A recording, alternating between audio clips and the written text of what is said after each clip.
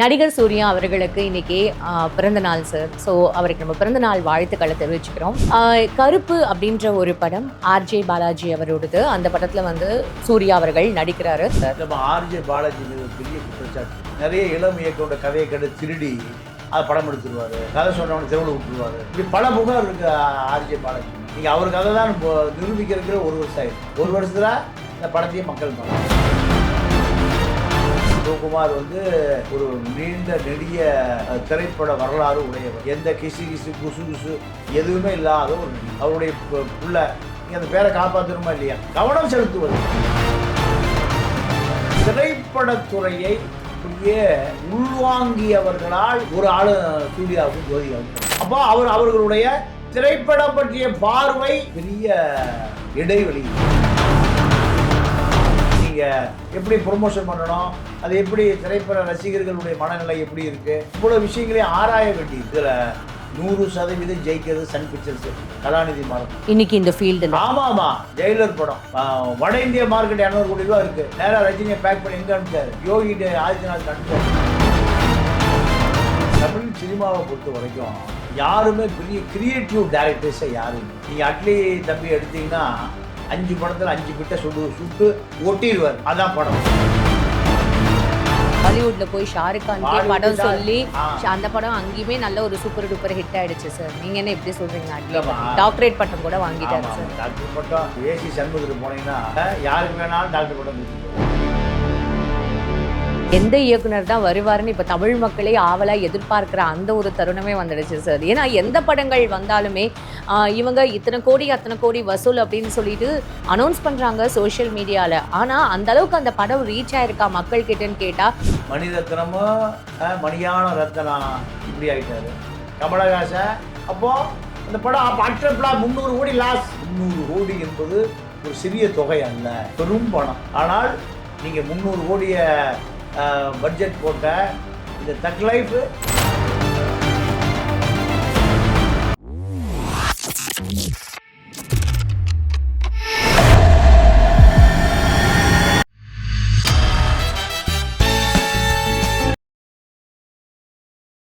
PPT cinema நேயர்கள் அனைவருக்கும் வணக்கம். இன்னைக்கு நம்மளோட தமிழா பாண்டியன் சார் தான் இருக்காரு. நிகழ்ச்சிக்கு போகலாம் சார். வணக்கம். நடிகர் சூர்யா அவர்களுக்கு இன்னைக்கு பிறந்த நாள் சார். ஸோ அவருக்கு நம்ம பிறந்த நாள் வாழ்த்துக்களை தெரிவிச்சுக்கிறோம் பிபிடி சேனல் சார்பா. கருப்பு அப்படின்ற ஒரு படம் ஆர்ஜே பாலாஜி அவரோடது. அந்த படத்தில் வந்து சூர்யா அவர்கள் நடிக்கிறாரு. ஜஸ்ட் ஒரு ட்ரெய்லர் மாதிரி, ஒரு டீசர் மாதிரி விட்டாங்க. ஆனால் அதுக்கு நிறைய எதிர்பார்ப்பு இருந்த இந்த தருணத்தில் அதுக்கு ஈக்குவலாக பயங்கரமாக விமர்சனங்கள் தான் சார் ஜாஸ்தி இருக்குது. நீ என்ன படம் நடித்தாலும் அது எப்படி ஓடுதுன்னு பார்க்குற மாதிரி சமூக வலைதளத்தில் எல்லாருமே இப்போ இருக்காங்க. அது காரணம் என்ன அப்படின்னா, அவர் போட்ட ஒரே ஒரு ட்வீட். நாம் தான் இப்போ மிக்சர் சாப்பிட்றோம் அப்படின்னு சொல்லிட்டு அதிமுக கவர்மெண்ட் இருக்கும்போது சூர்யா அவர்கள் போட்ட ட்வீட் அது ஒன்றும். அதுக்கப்புறம் ஜோதிகா அவர்கள் வந்து நீங்கள் கோவிலுக்கு கொடுக்கறது நீங்கள் வந்து மக்களுக்கு செஞ்சிடலாமே அப்படின்னு சொன்ன அந்த ஒரு விஷயம், அது எந்த அளவுக்கு இவங்களுக்கு பாதிச்சிருக்குன்னா தொடர்ந்து படங்கள் வெற்றி அடையாமையே இருக்கே சார். இல்லைம்மா, அதுக்கும் படம் வெற்றி அடைவதற்கும் சம்மந்தம் இல்லையா சார்? கூட சம்மந்தம் இல்லை. ஓகே. அதாவது நல்ல இயக்குனர்கள், நல்ல கதை, திரைக்கதை, வசன இயக்குனர்கள் ஜோதிகாவுக்கும் கிடைக்கல, சூர்யாவுக்கும் கிடைக்கல. என்ன காரணம்னா, நீங்கள் கதை இலாக்கா தான் கதையை தயார் பண்ண. தொடர்ச்சியாக அவர் எடுத்த படம் எல்லாமே கங்குவா, இன்னொரு படம் ரெட்ரோ, கங்குவா ரெட்ரோ, ரெண்டுமே கதையே இல்லை, காப்பி அடித்த கதைகள். பல கோடி செலவு கங்குவா ரெட்ரோ ரெண்டுக்குமே.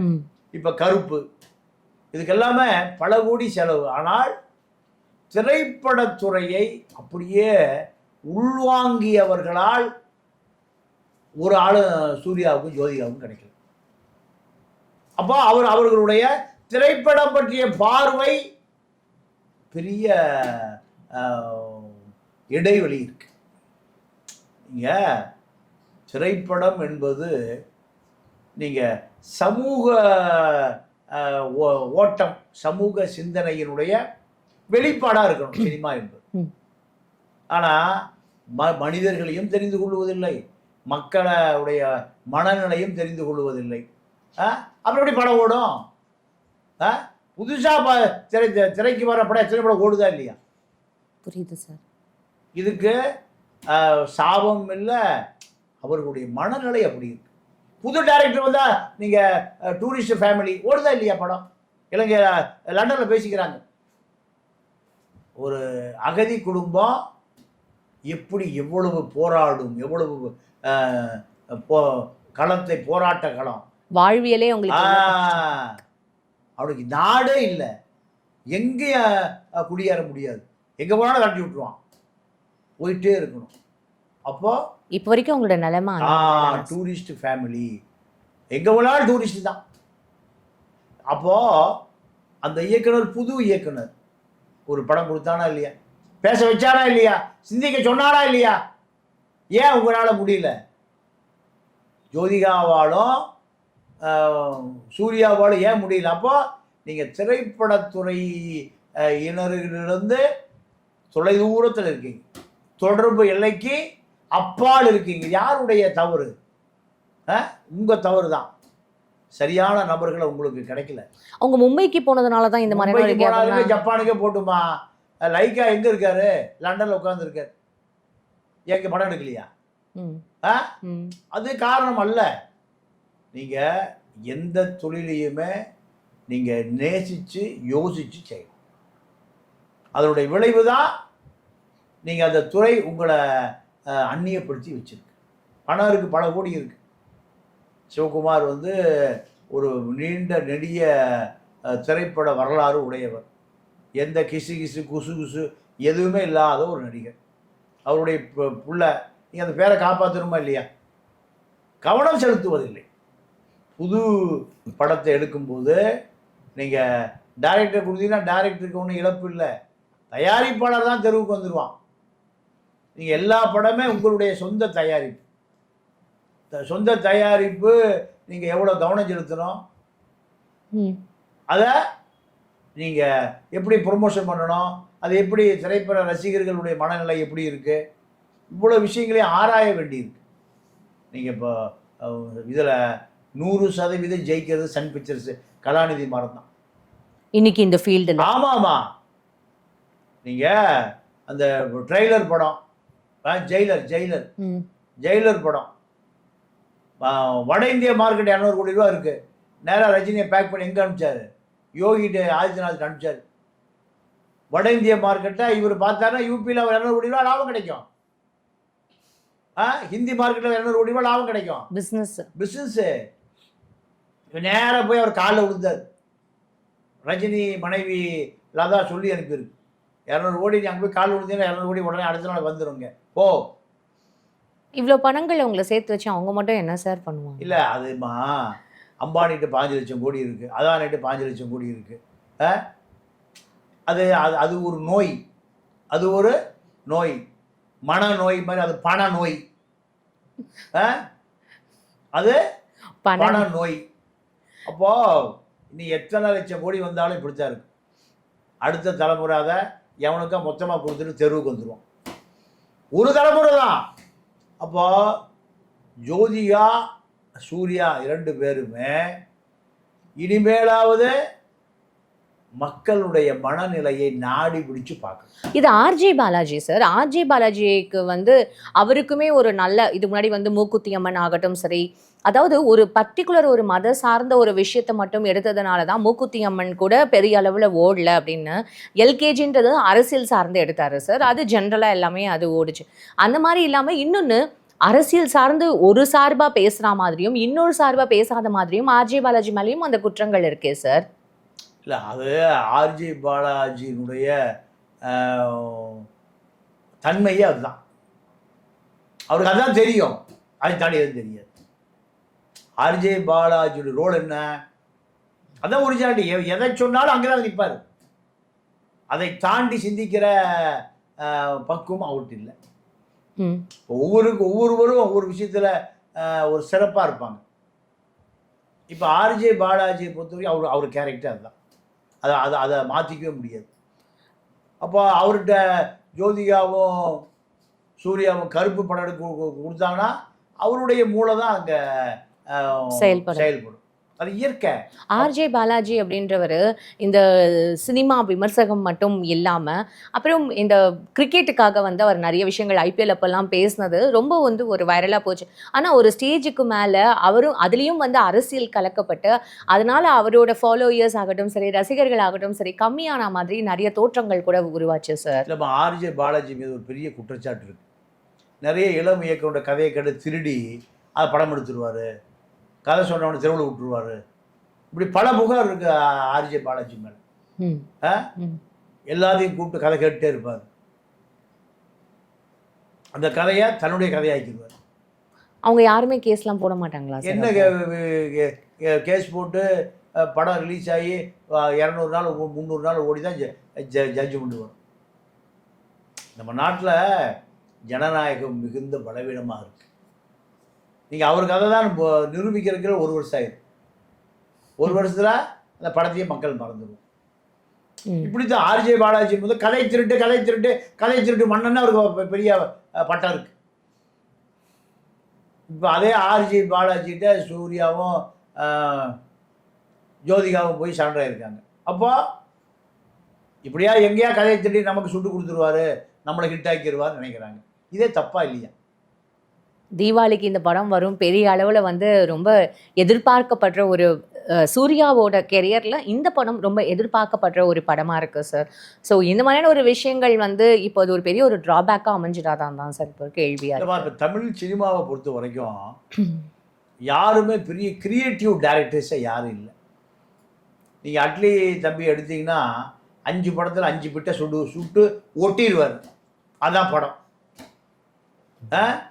5 பிட்டு படத்தை எடுத்து ஒன்றா ஊட்டி அதான் சினிமா.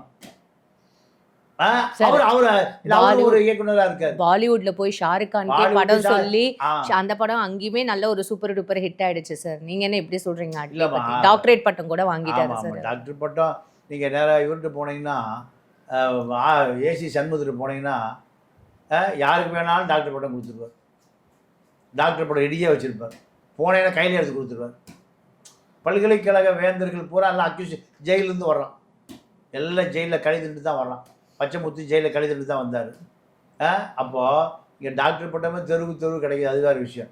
ஆனால் நீங்கள் திரைப்படம் என்பது மக்களை ஈர்க்கக்கூடிய கருத்துக்கள் இருக்கணும். அதுதான் வெற்றி பெறுமே தவிர தமிழ் திரைப்படம் தரமான படங்கள் எல்லாம் பார்த்து பல வருஷம் ஆகிப்போச்சு.